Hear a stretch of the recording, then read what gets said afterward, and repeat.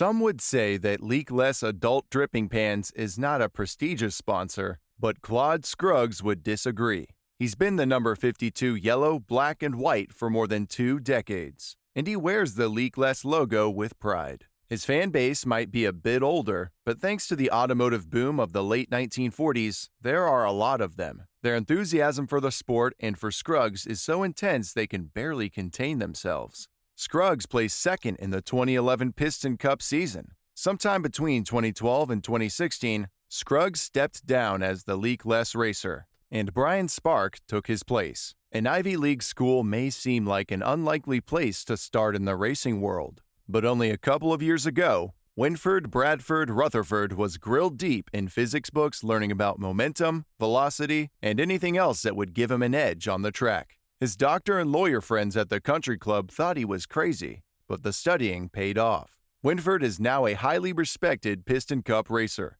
He uses his vast knowledge of physics to cheat the wind and outmaneuver his fellow racers, who affectionately call him the Professor. At some point between 2006 and 2016, Winford retired, and Bruce Miller became the new RPM racer. European racer Hall Ingas migrated to the States in the early 90s. An accomplished champion in the European circuit, he was heavily courted by a number of team owners who knew of Ingas's incredible mastery of Europe's most challenging tracks. However, tragedy struck one night when Hall accidentally drove on the wrong side of the road, coming home from the bowling alley. Luckily, his ego was the only thing seriously damaged, and he returned to win the Piston Cup later that year. Floyd Mulvihill, originally trained as an automotive engineer, decided to put down his tools and pursue his lifelong passion to race. He competed in the Junior Piston Cup Pro Series with the likes of Sage Vander Spin and graduated to the Piston Cup in 2005. He's affectionately known as Smokey Floyd, as he enjoys laying long patches of burning rubber in front of his adoring fans during a race in 2005. Floyd competed in the 2016 Piston Cup season, but when the next generation rookie racers began performing much better than the veteran racers, Gasprin fires Floyd and replaces him with a next generation racer named Richie Gunzit. Misty Motorcrass comes from a racing family, but not exactly on the track. Her brother Frank is a champion street racer on the east side. Her brother Zach holds titles as the fastest drag racer in 3 towns. And legend has it her brother Dave has outrun 5 police cars in the past year alone. Suffice to say, Misty's family was very excited about her legitimate racing career, and though she may not have a perfect track record, at least her record is clean. Misty most likely retired, and Rev and Go replaced her with the Rev and Go racer. Slider Patrolsky's parents named him Slider after his uncle, famed dirt track racer Slide Powers, who graced the gritty, makeshift tracks of the late 40s. Aspiring to his namesake, Slider started racing at an early age. He challenged postal trucks, taxis, delivery vans, and all varieties of unsuspecting pedestrian motorists. He even raced a police car, but only one time. Believe it or not, Krusty Roter was actually a vinyl top salesman before the makers of Vinyl Toupee, Vinyl Top in a Can, put him out of business. While working out his frustration in the gym, he realized he had an amazing gift for driving long, hard, grueling distances without feeling even the slightest burnout. As luck would have it, the makers of Vinyl Toupee, Vinyl Top in a Can, were fronting cash for a Piston Cup team. Krusty made the biggest sell of his life landing the job, and all the spray-on toupee his roof could sport. Youngest winner of the Junior Piston Cup Pro Series, Vander Spin entered the Piston Cup Series in 2004, already a highly decorated racer. His favorite trackside pastime is dodgeball. Several of his fellow racers play with him as well, but it's the Pitties who are the toughest competition on the dodgeball court, says Vander Spin, because they're tiny and they have arms. Darren Leadfoot is the last guy you want drafting you on the final turn. Known for his sudden 11th-hour accelerations, Darren's one car who won't let anything or anyone stand between him and the finish line. In 2016, Darren competed in the Piston Cup against many next-gen racers.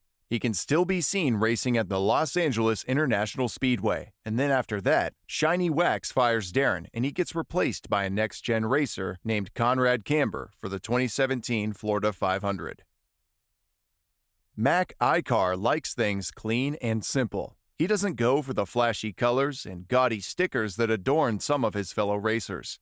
He prefers a simple, sleek design and feels this creates a bold statement, one that says, "I think different." Ponchi was working as a stunt double on a movie about a pair of wisecracking California Highway Patrol officers called Hijinks when he was spotted and recruited to be a professional race car. Ponchi's gone from the big screen to the little screen, but at least it involves a lot less intentional crashing. He competes in the 2017 Piston Cup season, though struggles with Jackson Storm and the next generation racers. At the end of the season, he either retires or gets fired and is replaced by Paul Conrev, the next generation bumper save racer.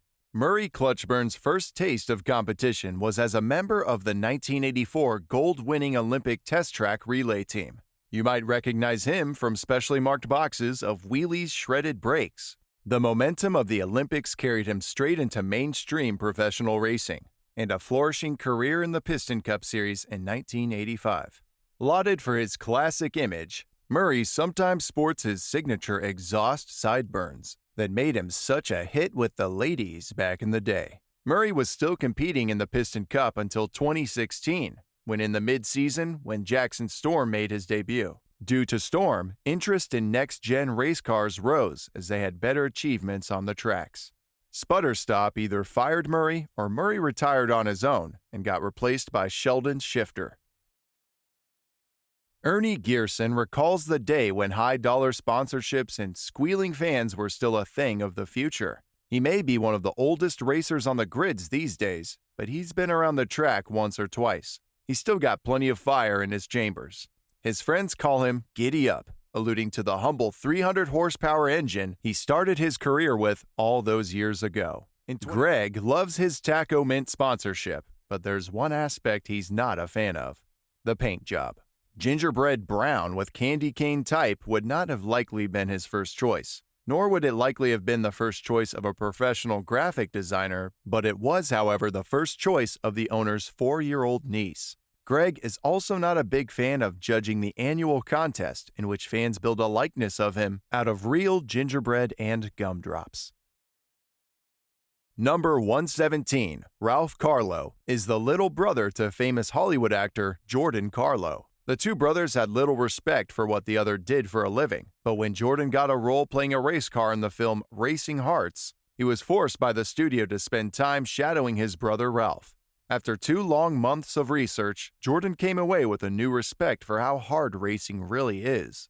And after seeing his brother's performance in the film, Ralph gained a new respect for acting.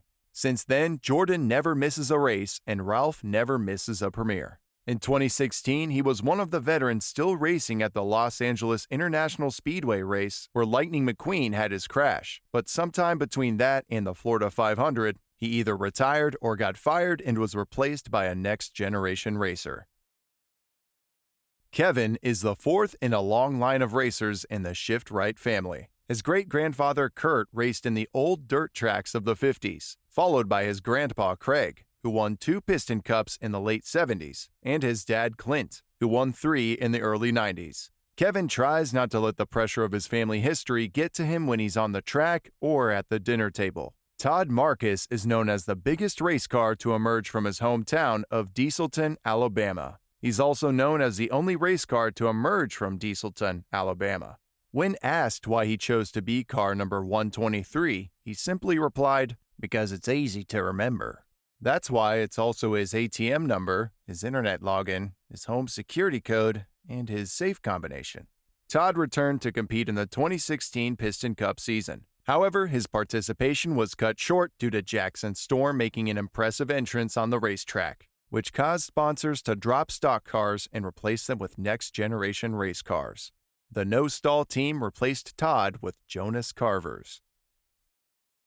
Lee Revkins grew up mastering his driving skill on the family farm. He recalls an old rickety bridge down at the river running through the property where he'd try to, quote, thread the needle across the narrow bridge. Lee credits his nerves of steel to those daredevil runs. Lee would later thread through Piston Cup traffic every Sunday competing with some of the fastest cars in the world. During one of the races, he gets hit off the track by Chick Hicks, in which he previously had the first position. Rusty Cornfuel grew up on a farm in Mississippi and gained his reputation among the locals for running his own racing circuit with his buddies. Rusty won most of the races and made enough money off the event to nearly sponsor himself professionally. Luckily, his current sponsor, Toe Cap Hitch Protectors, came along to front the bill for his team. Now, Rusty can spend his own money on more important things, like flying his buddies from the farm town for every race.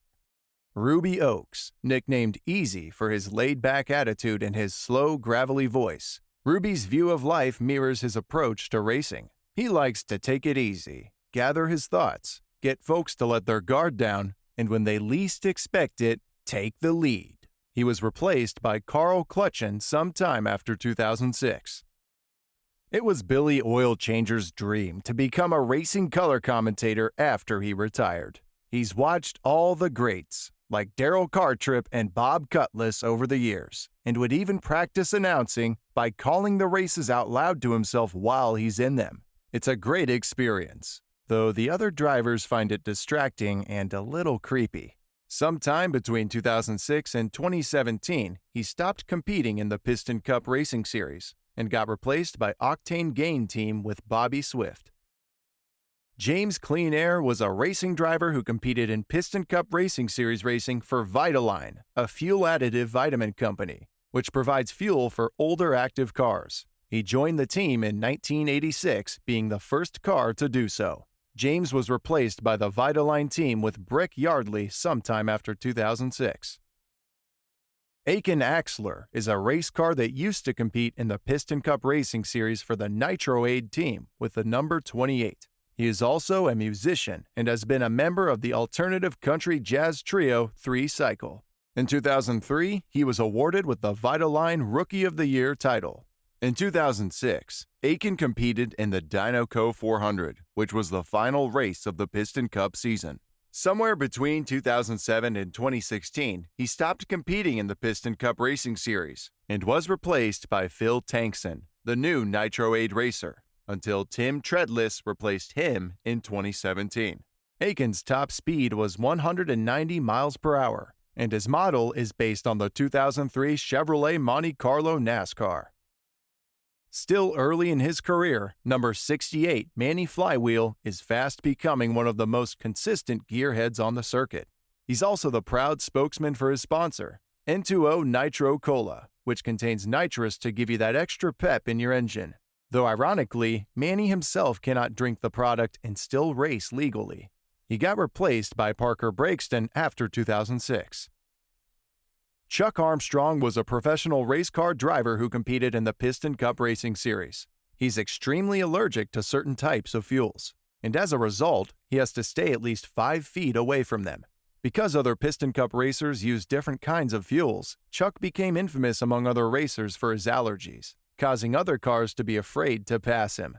Despite this, Chuck also has a reputation for being one of the toughest and most determined racers. In one season, while suffering from a worn-out clutch, Chuck managed to push through and bump start himself enough to emerge victorious. During a race at the Motor Speedway of the South, he was part of a big wreck that caused him to get pulled out of the race. Dirk Dagostino discovered his natural racing talent while working in the graphics department for a small racing outfit.